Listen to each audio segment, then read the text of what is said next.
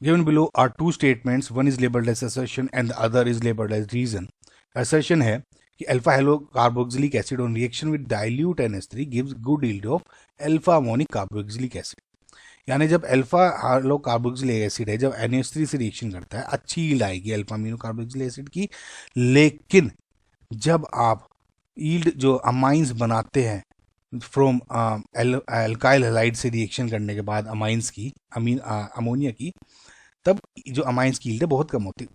थोड़ा लंबा स्टेटमेंट, इसको सिंप्लीफाई करते हैं। पहला स्टेटमेंट देखिए, अल्फा हेलो कार्बोक्सिलिक एसिड की अमोनिया से रिएक्शन कर रहे हैं, यानी RCH या FX, ये C के बराबर वाला carbon alpha halo carboxylic acid हो गया।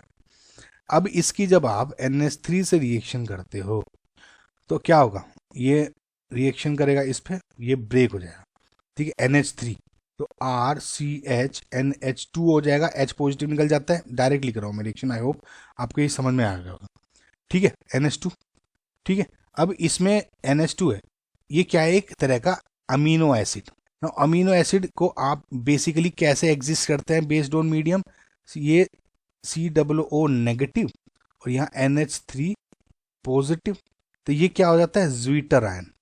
ज्वीटर आयन क्या है, जिसमें नेगेटिव पॉजिटिव दोनों है, इस पॉइंट को रहना।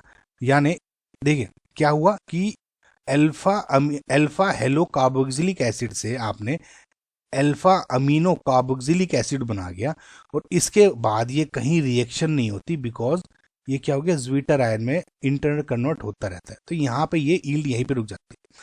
लेकिन जब आप इसकी रिएक्शन कराएंगे RX की, ठीक है, रिएक्शन कराते हो अमोनिया से, अब देखिए पहले रिएक्शन करी, अटैक करा, ब्रेक हो गया, तो RNH2, अब क्या होगा, फिर से RX से रिएक्शन हो सकती है इसमें, ये N है, ये फिर अटैक करेगा इस पर, ये निकल जाएगा, तो यहाँ RNHR, अभी भी एक लोन पेयर है, ये फिर RX से रिएक्शन करेगा, इस पर अटैक, ये निकल जाएगा, यानी RNRR। समझ में?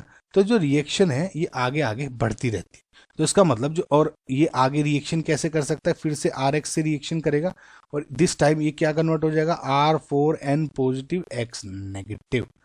तो अगर आप देखोगे यील्ड ऑफ अमाइंस सब की लो है, प्राइमरी की भी कम है, सेकेंडरी भी कम है, टर्शरी की अमाइन की भी कम है, लेकिन इसमें सिर्फ और सिर्फ यही बना हुआ है।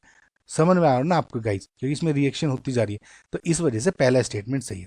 अब दूसरा क्या था कि amino acid exist in zwitter ion to in form of in aqueous medium, तो क्योंकि ज्वीटर आयन ये हो गया, ये कन्वर्ट हो जाता है ज्वीटर आयन में, यही रिएक्शन रुक जाती है, इसी वजह से ये आगे कहीं रिएक्शन नहीं करता, इसका N।